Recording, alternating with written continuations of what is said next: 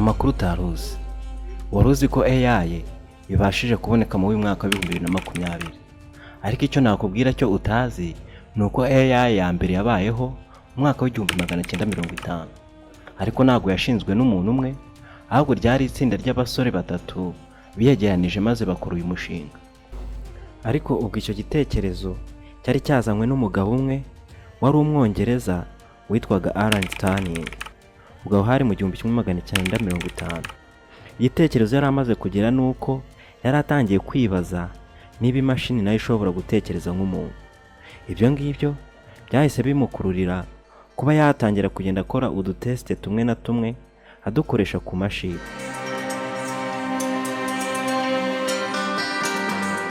Ubwo mu 1956 nibwo umugabo witwaga John M.C. Carter waje kwita iyi AI Artificial Intelligence. Yayise Artificial Intelligence mu nama ya kaminuza yari yabereye muri Leta Zunze Ubumwe za Amerika, aho abanyabwenge bari bahuriye bakemeza ko iyi AI ari ishami rishyashya ry'ubushakashatsi.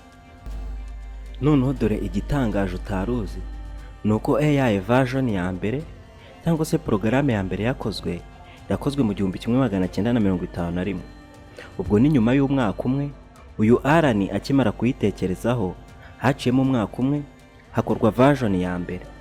Iyi version ya mbere yakozwe ari yo gushyirwa mu mikino, aho yakoreshwaga mu gukina za dame ndetse n'amachess.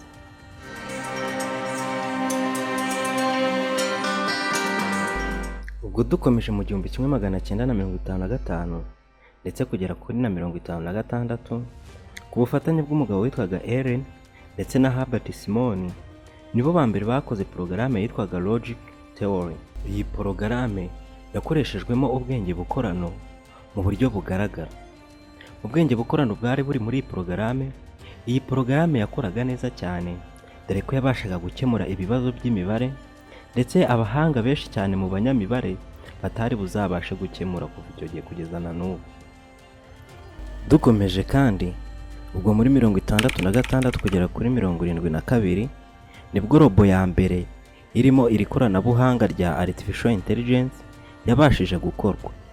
Iyi robo yaje itangaje kuko yabashaga gukoresha kamera gusa, maze ikinjira mu cyumba kirimo abantu benshi n'ibintu byinshi, ikagenda nta na kimwe yabasha kugonga, nta kintu iri robo rihutaje cyangwa se nta muntu wabasha kurihutaza, uko ryagendaga ryanariza ibintu byose rikabasha kubihunga.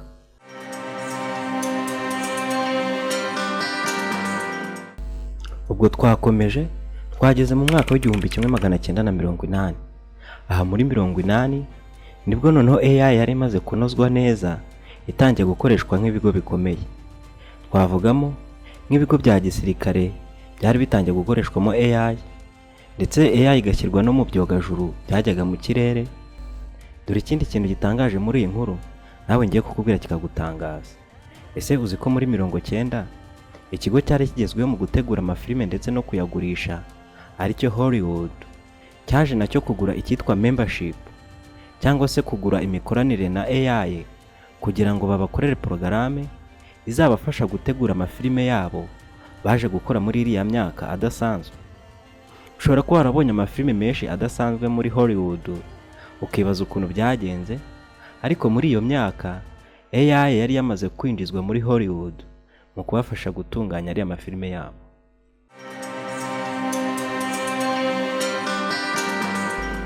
Yego, ushobora kwibaza ikibazo ngo ese ziriya filime wabonye zose zageneratingwaga muri AI nk'uko ubona tuzikoresha ubu ngubu?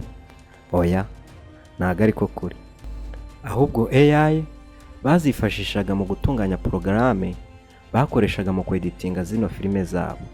Zino porogaramu zose muzi, ndetse hari n'izindi porogaramu bakoresha mutazi kuko igihe cyo kuzisohora kitari cyagera.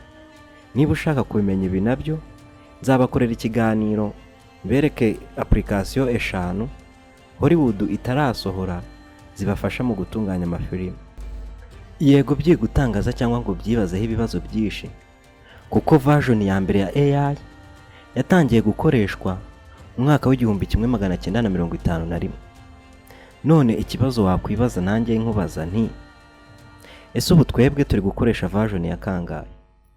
Ese aba bazanye AI bo bageze kuri version ya kangahe? Ibi bibazo byose niba nawe ubyibaza, nyandikira muri komenti maze umbwire. Amazina yanjye ni Munyakazi Jean. Nkurikira ku mbuga zanjye zose ni Jean Media Official.